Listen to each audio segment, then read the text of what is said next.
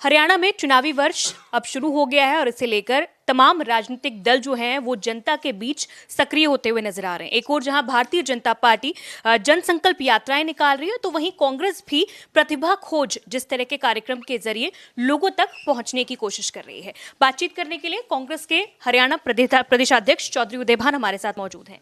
Sir, Congress का ये जो कार्यक्रम है किस तरह का कार्यक्रम है और कैसे लोगों तक एक डिजिटल सोशल मीडिया के माध्यम से पहुंचने की कोशिश की जा रही है इस कार्यक्रम से? ये प्रतिभा खोज हमारे एआईसीसी की तरफ से कार्यक्रम ये आया है, जिससे कि जो खास करके युवा उनको प्रेरित किया जाए, जिनकी पहुंच नहीं बन पाती है, राजनीतिक पहुंच किन्हीं कारणों से वो सम्मिलित नहीं हो पाते, तो उनको ऑनलाइन एप्लीकेशन मांगी है। तो उससे जैसे कि वो आराम से वो अपनी पहुंच बना सकें। उनका इंटरव्यू होगा, ग्रुप डिस्कशन होगा।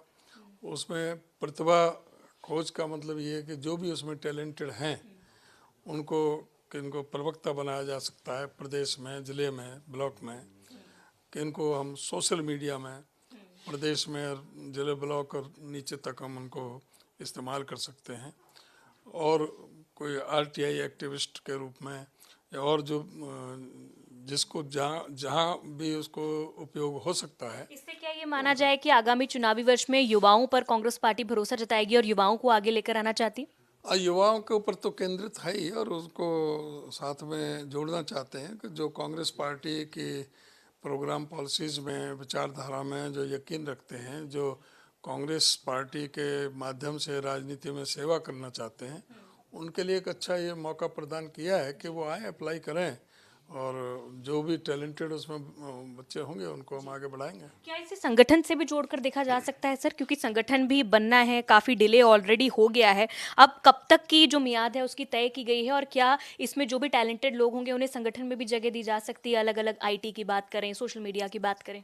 बिल्कुल, निश्चित तौर से संगठन में भी उनको मौका दिया जाएगा, और वो भी संगठन का ही पार्ट है, चाहे वो स्पोक पर्सन है, चाहे वो सोशल मीडिया में है, वो भी संगठन के साथ ही जुड़ करके होते हैं। पर उनको जैसे उनको प्रमोट किया जाएगा आगे, जिस तरह से भी जो प्रतिभा खोज का ये है कि जो भी प्रतिभावान हैं, जो भी टैलेंटेड हैं बच्चे, उनको आगे बढ़ाएं। संगठन कब तक बन जाएगा सर कांग्रेस में? हरियाणा का कहाँ तक जो है इसकी बात पहुंच चुकी है, प्रोसेस कहाँ तक पहुंच गया?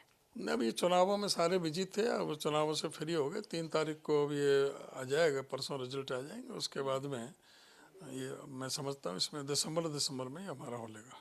ठीक है सर। तो इसको लेकर सर, क्योंकि पहले भी देखा गया था कि जो लिस्ट हैं बाकी जो तमाम नेता हैं हरियाणा में, सबसे ही मांगी गई थी। आप प्रदेशाध्यक्ष हैं, क्या सबकी लिस्ट जो है वो वहाँ पर पहुँच गई है? सबने अपने अपने जो नाम है वो क्या आप केंद्रीय नेतृत्व जो है आला नेताओं तक पहुँचा दिए हैं?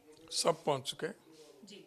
फाइनल, उसका बस अप्रूवल के बाद में आपको लिस्ट आ जाएगी। सर, 5 राज्यों के चुनाव की आपने बात की कि सब नेता उसमें व्यस्त थे, आपने कहा कि रिजल्ट आने वाला है। क्या उम्मीद कर रही है कांग्रेस? क्योंकि एग्जिट पोल्स हम लगातार देख रहे हैं, कई राज्यों में कांग्रेस जो है वो जीतती हुई नजर आ रही है, कई जगह जो एग्जिट पोल्स हैं वो बीजेपी के पक्ष में है। क्या उम्मीद कांग्रेस कर रही है? नहीं, बस एक मध्य प्रदेश के बारे में कुछ 2-3 चैनलों ने उनको किया है आगे।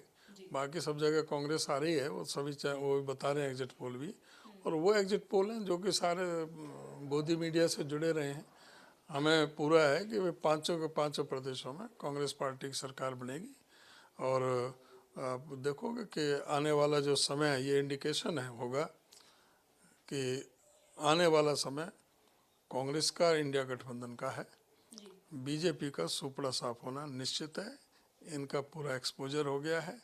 जिस तरह से लोगों को मूर्ख बना करके, जुमलेबाजी से, जिस तरह से झूठे और गारंटियां दे करके लोगों से इन्होंने वोट लेने का काम किया था, लोगों में एक नफरत फैला करके, धर्म का एक जो घुट्टी पिला करके जो अपने वोटें हासिल की थी, अब लोगों को सबको पता लग गया। सर, कांग्रेस में जिस तरह से क्योंकि बीजेपी लगातार आरोप लगाती है कि कांग्रेस जातिवाद की राजनीति करना चाहती है, उप मुख्यमंत्री वाला जो बयान आया, हुड्डा साहब ने उसमें कहा कि 4 उप मुख्यमंत्री बनाएंगे, आपने उस चीज़ को डिनाई किया, कुमारी शैलजा उस चीज़ को डिनाई कर रही हैं। तो एक्चुअल में सिचुएशन क्या है? क्योंकि हुड्डा साहब को मुख्यमंत्री प्रोजेक्ट किया जा रहा है, कुमारी शैलजा कह रही हैं कि केंद्रीय नेतृत्व डिसाइड करेगा कि कौन मुख्यमंत्री का चेहरा होगा।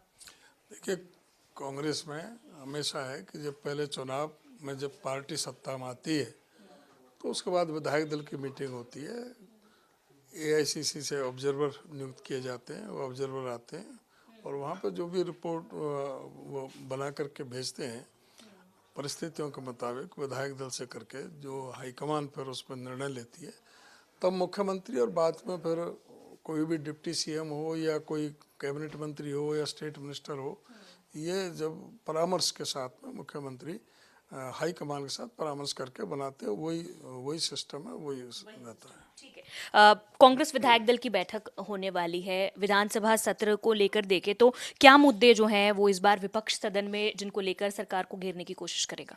देखिए 6 तारीख को मीटिंग बुलाई है, सारे विधायक अपने अपने इलाके से भी और संबंधित प्रदेश के मुद्दों को समय रखेंगे, उसमें मुद्दे सारे बताए जाएंगे कि कौन कौन से मुद्दे हैं। बाकी मेन तौर से तो इस समय जो जहरीली शराब से 22 लोग मारे गए हैं, किस तरह से गृह मंत्री की नाक के नीचे और जो एक्साइज मिनिस्टर को डिप्टी सीएम है वो पूरी तरह से विफल साबित हुए हैं। पहले भी 32 लोग जहरीली शराब से मारे गए थे, उसमें भी एससीटी का गठन हुआ था, उसकी भी कोई रिपोर्ट अब तक भी नहीं आई। ऐसी इसमें भी लीपापोती हो रही है। गृह मंत्री, स्वास्थ्य मंत्री कोप भवन में बैठे हुए हैं, कभी गृह मंत्री जो है अपने अधिकारियों पुलिस वालों पर बरसते हैं, कभी स्वास्थ्य विभाग पर बरसते हैं, उनको मुख्यमंत्री और जो अधिकारी तवज्जो नहीं दे रहे। मुख्यमंत्री के कार्यालय के अधिकारी स्वास्थ्य मंत्री को बाईपास करके सीधी डायरेक्ट मीटिंग ले रहे हैं।